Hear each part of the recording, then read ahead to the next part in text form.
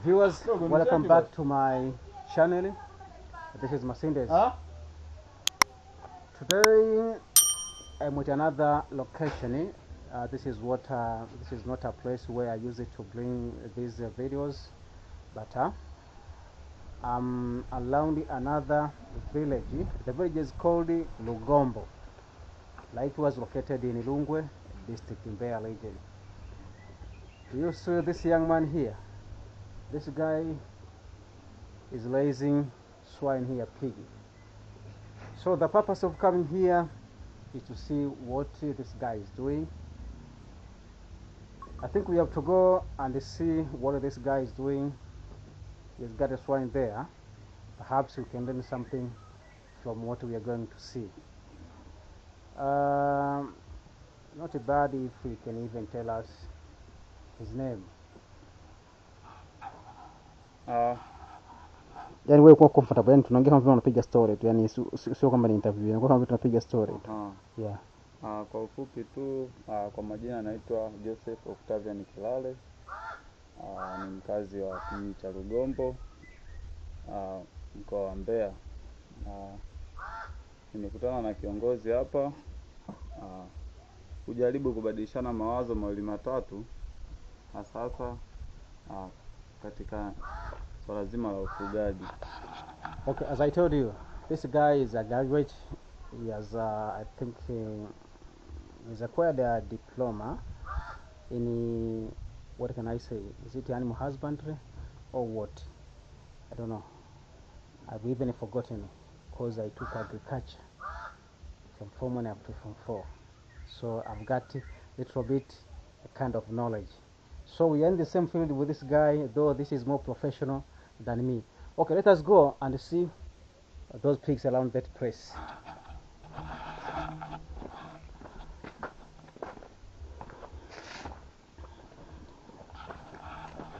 Viewers, I always keep telling you that one among the advantages of living in rural areas is doing stuff like this one, raising pigs. Actually, it's a kind of a project. It's not so bad, but for the benefit of Tanzania viewers, let us switch in Kiswahili. Perhaps I'm gonna put a subtitle around this video for the benefit of English speakers. Kwa hiyo jamani, kama nilivyosema, hii ndio faida ya kuishi kijijini. Hapa huyu bwana anafuga nguruwe. Kama mnavyoona hapa bado kuna nguruwe wadogo, piglets. Hao nao bado tunawaita ni piglets au tunawahitaji? Ni tuseme tu ni kibwagara. Kibwagara? Ambao tayari hawaja kwa jina sasa kitaalamu tunawahitaji? Ndio kibwagara. Kibwagara. Ndio. Kibwagara ni nguruwe ambao bado wadogo au wale ambao wameachishwa kunyonyesha. Wewe dogo, naomba unachukua video kwa kutumia simu hivi tu ndivyo ilaza hivi. Tayari nimeshaanza. Tayari na record ya. Wewe na uendelee kurekodi tu. Kwa maana hiyo nguruwe ambaye amezaliwa na yule ambaye amemaliza miezi miwili ya kunyonya hao wote bado wanaitwa vibwagara. Sasa vibwagara. Kwa hiyo neno la Kiswahili ndio vibwagara. Ila Kiingereza tunaita ni piglets. Piglets, yeah. Okay. Ndio. Sasa ngoja. Ndio. Kwa sababu lengo hapa ndio ni hata kwa watazamaji kujua zaidi kuhusu ufugaji wa nguruwe. Ndio. Mimi nakumbuka wakati nasoma ndio tulikuwa tunafundishwa kwamba nguruwe wadogo wana changamoto kubwa ya anemia. Ndio? Ndio. Anemia, na miongoni mwa vitu ambavyo tulikuwa tunafundishwa kukabiliana na anemia, ndio, sometimes ilikuwa tunaambiwa kuwarisha nguruwe udongo mwekundu. Ndio. Ndio. Sasa wewe kama mtu ambaye ni professional, ndio, hapa upande wa anemia unapambana nao vipi wa nguruwe? Asante sana. Swali zuri. Na katika swala zima la anemia, kwanza anemia, tunapoongelea anemia ni upungufu wa damu. Sasa tunapoongelea upungufu wa damu, kwa nini katika nguruwe? Ni katika upande mmoja. Nguruwe wanakuwa na upungufu wa damu pale endapo Kwanza nguruwe ni mnyama ambaye anazaa watoto wengi. Sasa anapozaa watoto wengi, nguruwe kama huyu hapa, tayari uzalishaji wake, watoto wanapokuwa wengi, tayari kile kiwango cha damu kinakuwa ni kidogo. Kiwango cha damu kinakuwa ni kidogo. Sasa kiwango cha damu kinapokuwa ni kidogo kwa wale watoto, ndio maana unashauriwa siku ya 3 uwachome sindano ya iron. Na maana wale watoto na inject iron. Kwa hiyo tayari ile iron itawasaidia kufanyaje? Yaani kufanya backup ya damu ili waendelee kuwa sawa. Na sababu kubwa ni ule wingi, kwa sababu nguruwe mmoja anazaa watoto 12 hadi 18 hadi 20. Kwa hiyo sababu kubwa inayosababisha anemia ni kwa sababu anazaa watoto wengi, si ndio? Namba. Ndio. Kwa hiyo logic tunasema kwamba the large number of piglets leads to anemia. What can I say? Iron deficiency, ndio? Yeah. Okay. Ndio. So viewers, I think you have heard this guy here. What he is telling about what he is telling us about the factor of anemia and how you can tackle that problem. Na hawa huko mama yao yuko wapi? Hiyo ni sehemu ambayo ni kwa ajili tu ya chakula. Huko ni kwa ajili ya chakula. Ina maana kuna dumu hapo nimeandaa kwa ajili ya maji. Lakini vile vile kuna nipples ambao hizo mara ya kwanza kuziona ilikuwa ni kiela mara ya kwanza. Ndio. Kuona hizi ilikuwa ni kiela mara ya kwanza. Ndio. Kuziona kidogo nilibaki na shangaa. Na hadi nikamuuliza yule bwana kwamba inakuwaje nguruwe wanajua kwamba kuna maji. Akasema nguruwe huwa wana tendency ya kutest kila kitu. Ndio. Kwa hiyo anapojaribisha hapo akikuta maji yanatoka anajua kumbe kuna maji hapa, si ndio? Ndio. Okay. Sawa. Okay.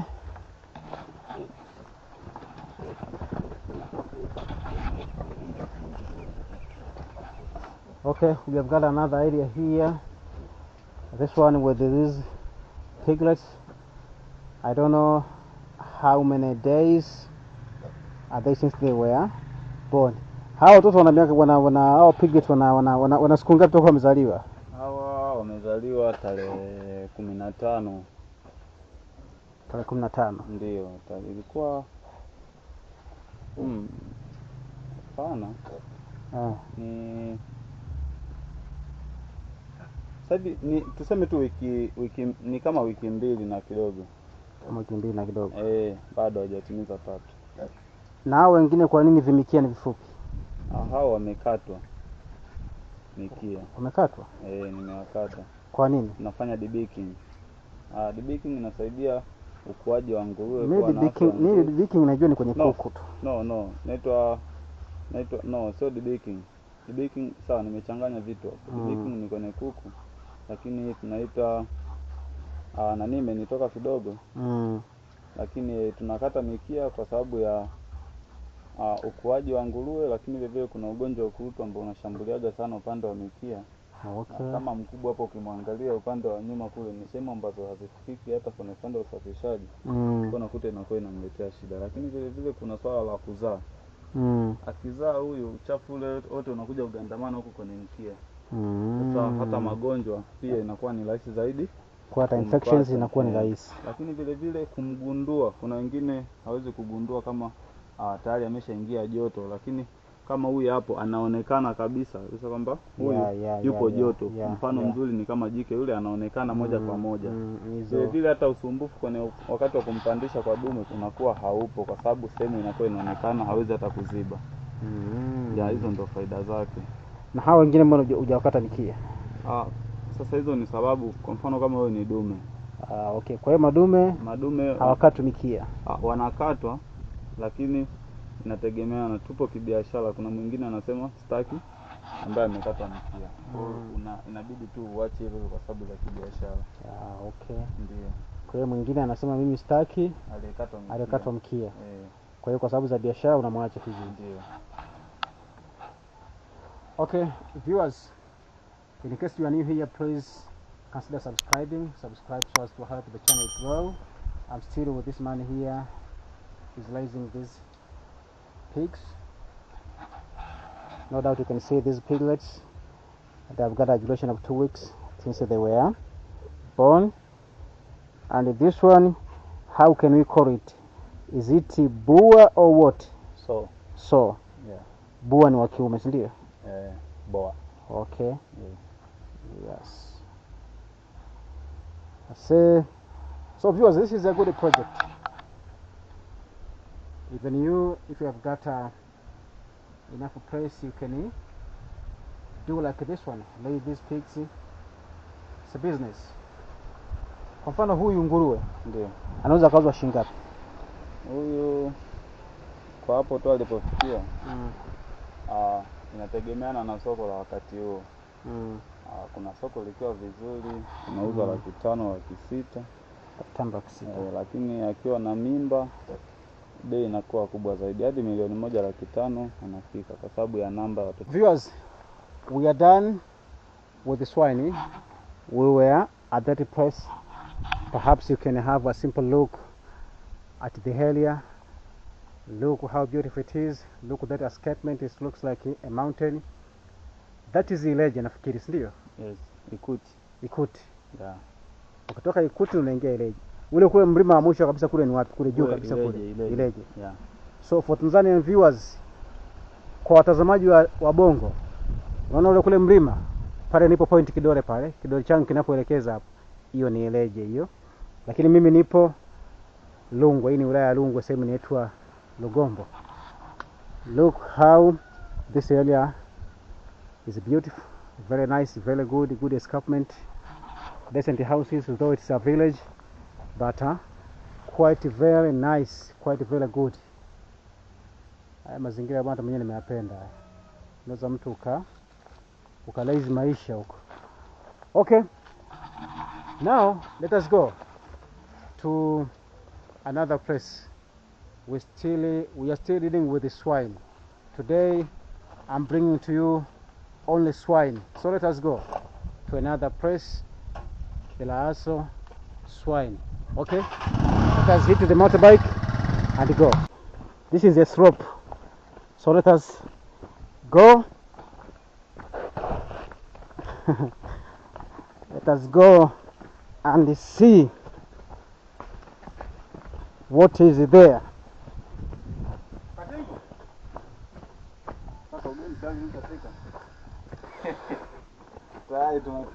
Karibu. Tuko kwa mkulima. Huyu jamaa bwana anapata ndizi. Sisi tunaishi maisha halisia. Kwanza ngoja kwanza. Kwanza niongea na watazamaji wangu kwanza. Hapa special kwanza nikae. Umeona good look nyumba umejenga, mimi nakwambiaga. If you are watching this video from Europe, America, Indonesia or other developed countries, this is the kind of our houses. This is a typical African house. We build houses using mud bricks, fresh bricks, not burnt.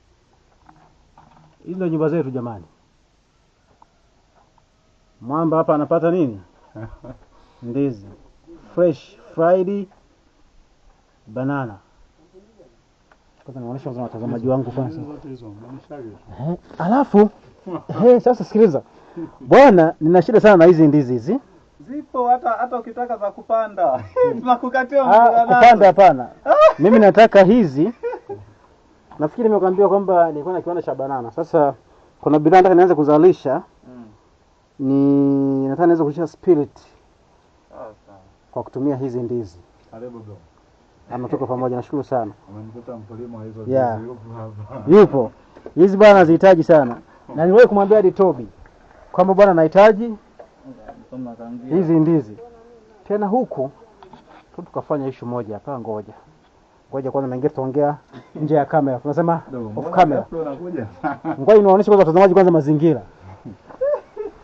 Viewers, this is a typical African life. I'm coming here around this place. We'll go and see what is taking place around that place. But first of all, see the beauty of this area. Look what that slope. This escarpment full of plantains. Very nice, very good. It's a good area, very attractive. Anyone who can live around this place. This is the kind of house we live. This is our fireplace. This is like a kitchen. This is an African kitchen. Okay, let us go there to that project. It's a good project. It's a big project,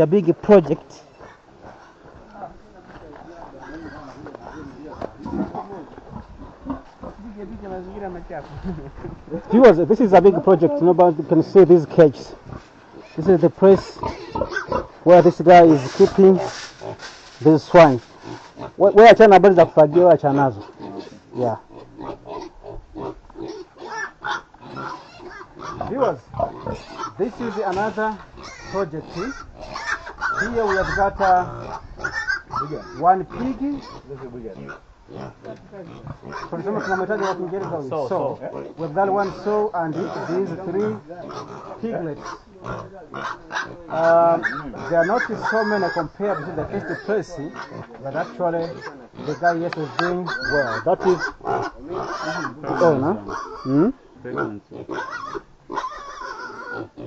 kwamba Pregnant.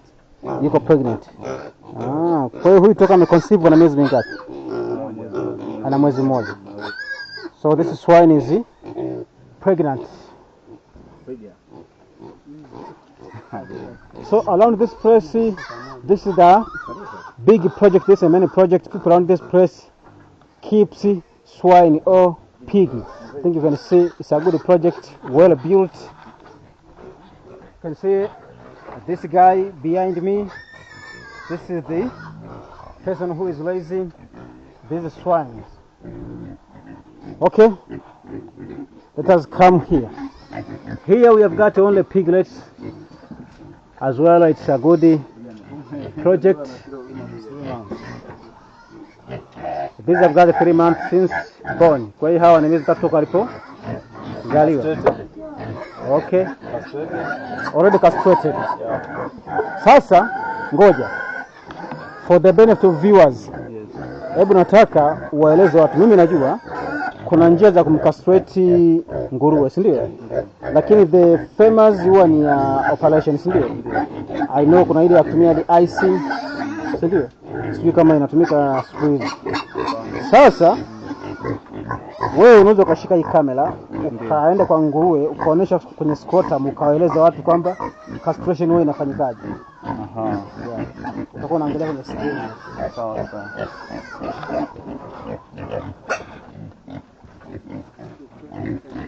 Kwa kifupi, naona nao wanakimbia sana changamoto. Castration inakuwa na maandalizi. Kwanza lengo la castration kama jinsi tunavyoona ni kuondoa ile mbegu ambayo sio nzuri bandani na kumuacha ambaye anaachwa ni yule ambaye anakuwa na sifa nzuri, ambaye atakuwa sasa ni mzazi katika shamba lako. Sasa nini kinafanyika? Malengo makubwa ya kuasi ni kwa ajili ya uzalishaji, kwa maana ya kupata sasa nyama. Ambao nguruwe tunafuga miezi 6 hadi 7, tayari anakuwa ni nguruwe ambaye anafika kilo 100 hadi 80. Tuna range hapo kwa ajili ya biashara. Kwa nguruwe kama watu tunavyowaona tayari wameasiwa na wanaandaliwa kwa ajili ya nyama. What is the video time? What is the video wasikilizaji kitaalamu kama ukisema pia na miezi ngapi? Species nzuri ya kufuga nguruwe kama unataka kufuga. Species kama hii hapa tunavyoiona, hawa ni cross breed. Ndio maana hata utaona hao ni miezi 3 lakini mambo yao ni makubwa na wana afya nzuri.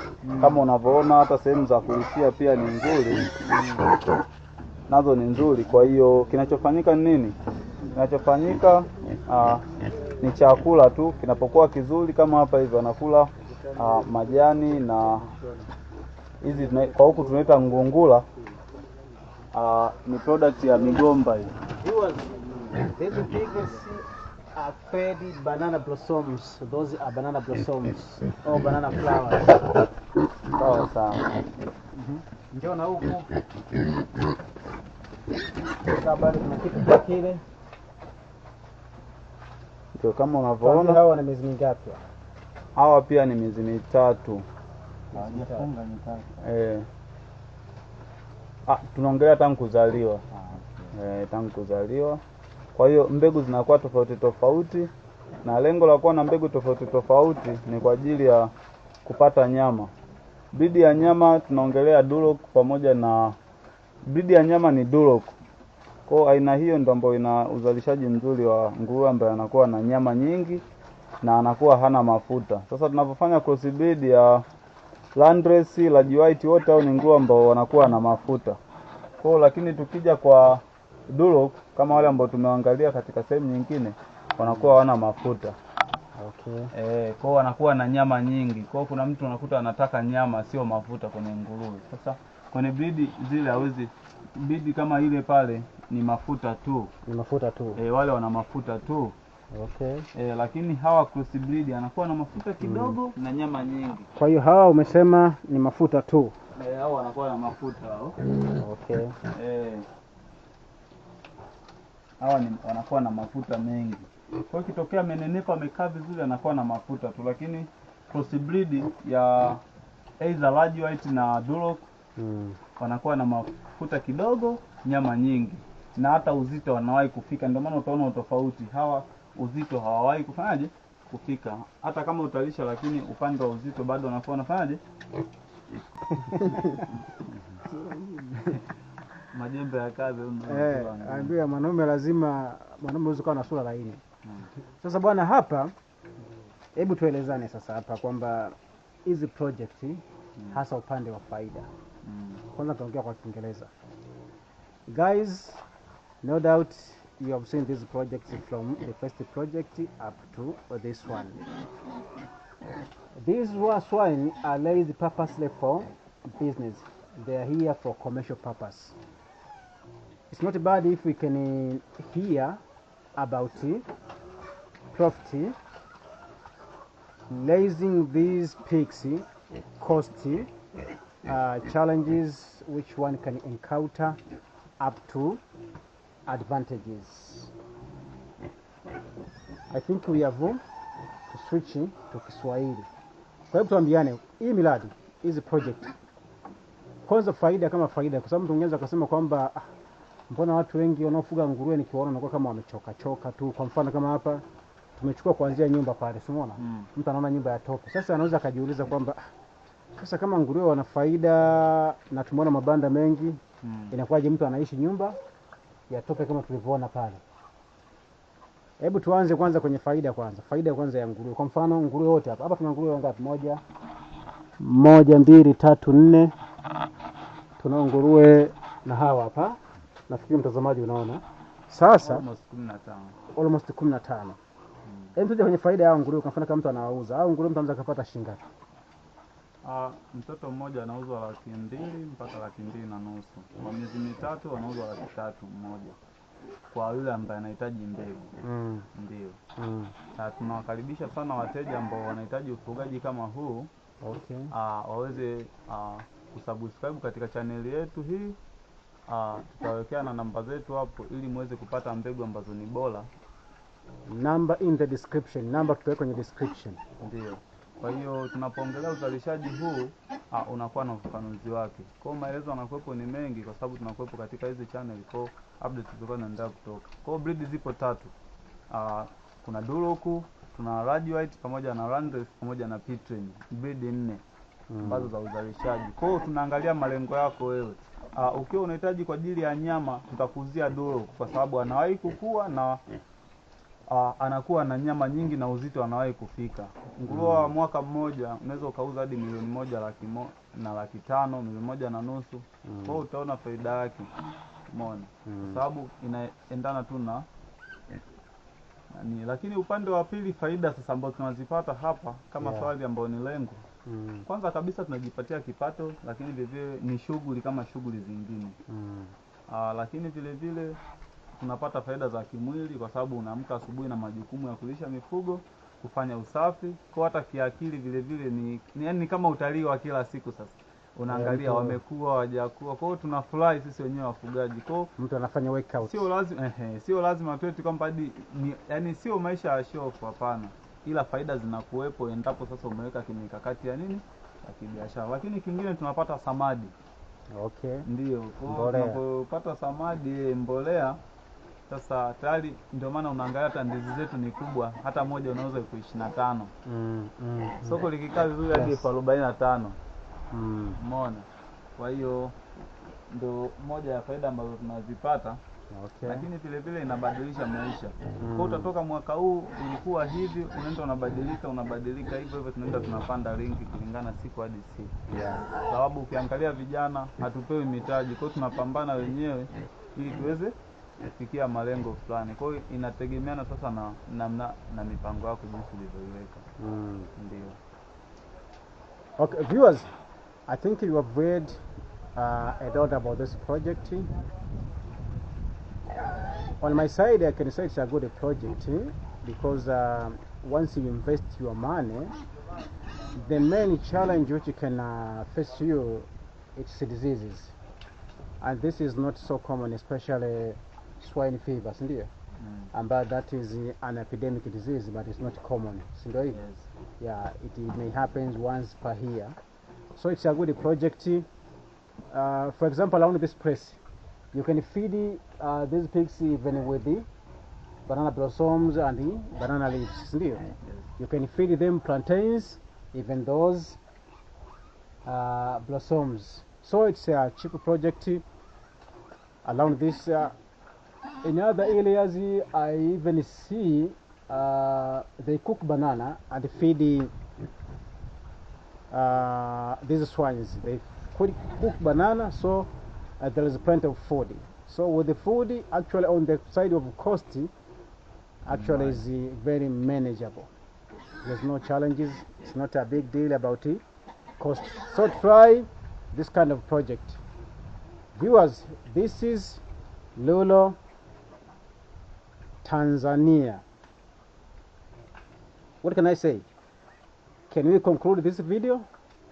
Hii video sisi tumalizie hapa au bado kuna eneo lingine? Okay.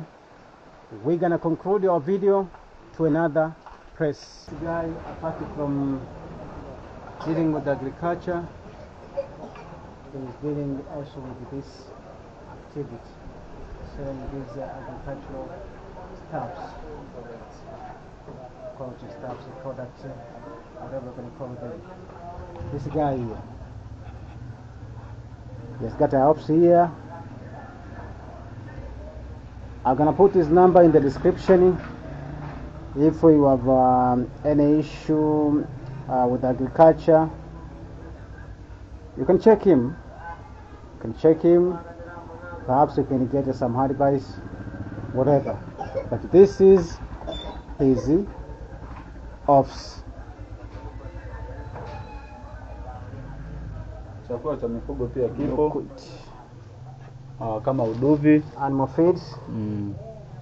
Napata kuna sangala hii natoka. Cloning court. Sangala hii. Uduvi.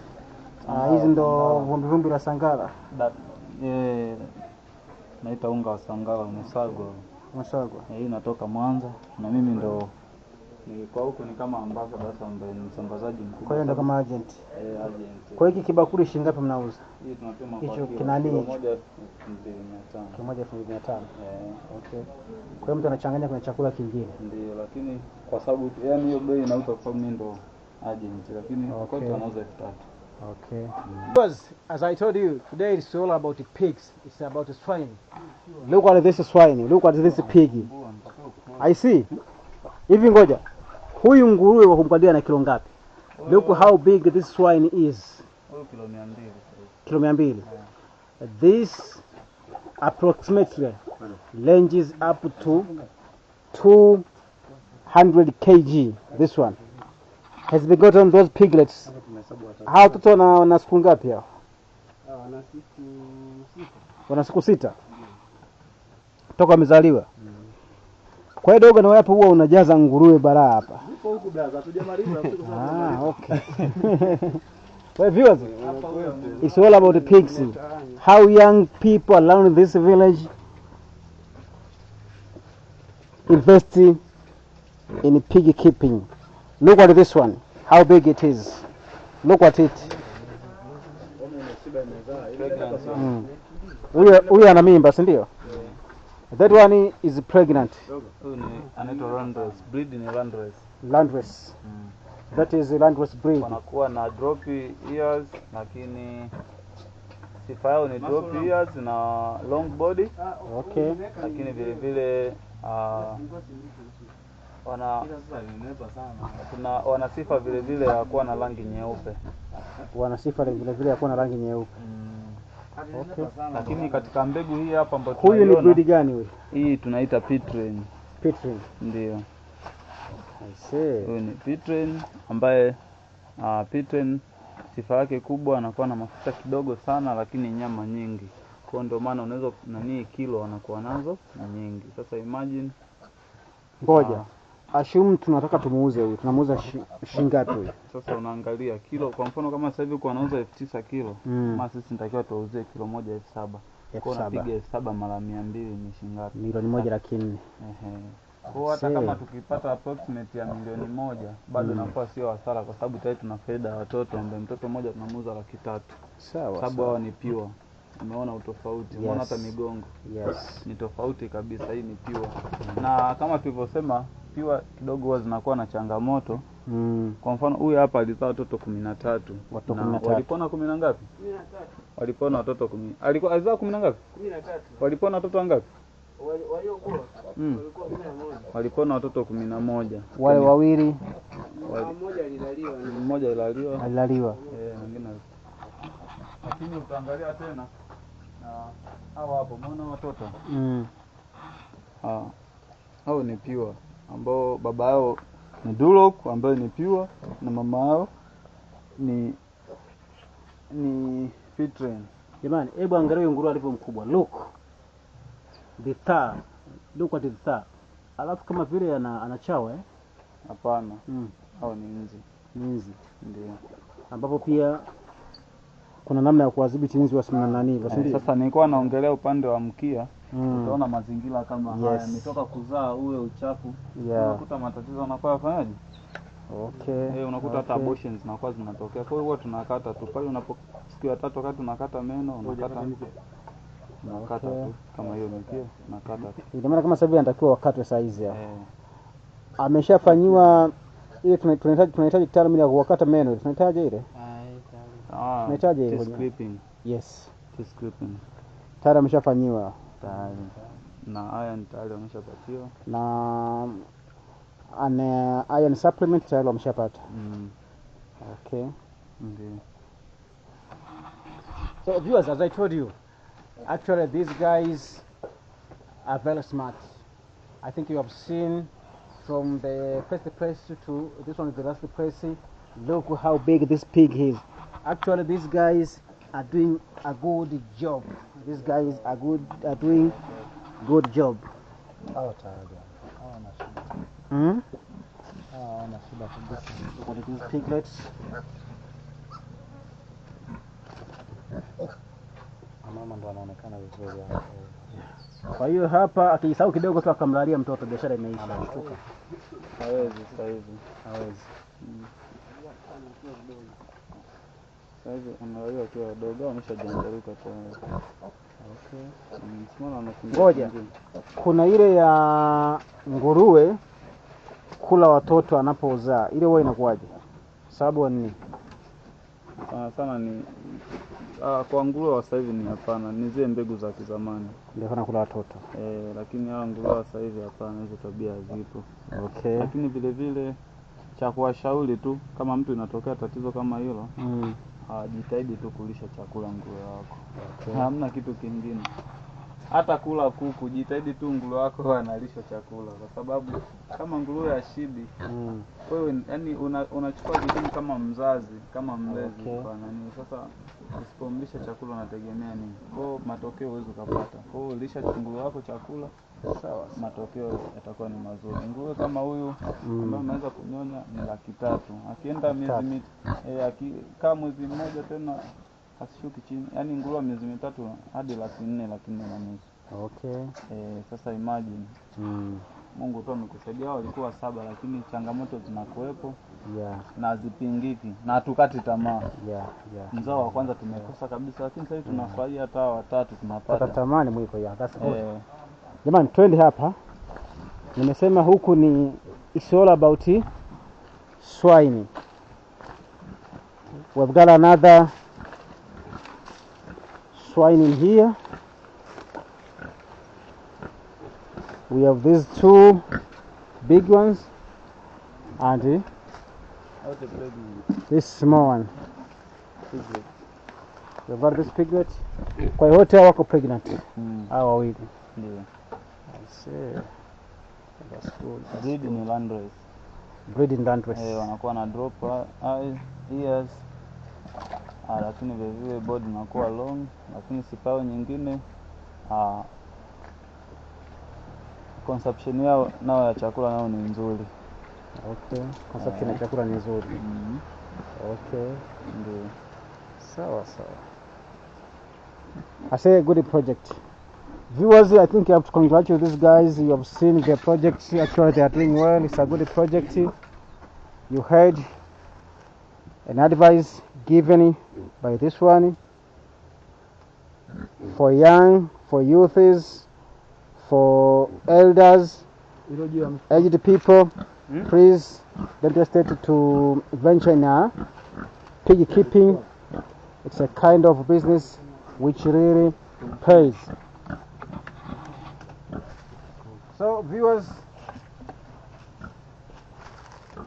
in the middle of the village today, I was busy bringing to you pig keeping. You saw from the beginning up to the end, and allowed this place people only engage in 2 kind of activities: agriculture and animal keeping. So whether you deal with agriculture or animal keeping, you can survive around this place. So it was all about piggy. You saw this project and these guys are making their life out of these animals. Yes guys, please, in case you found these videos interesting to you, please consider subscribing. Subscribe to the channel, help the channel grow. Let this be the end of this video. Let us meet to another video. Please allow the notification button so that you can be getting notification. You can be notified once I upload a new video. Okay.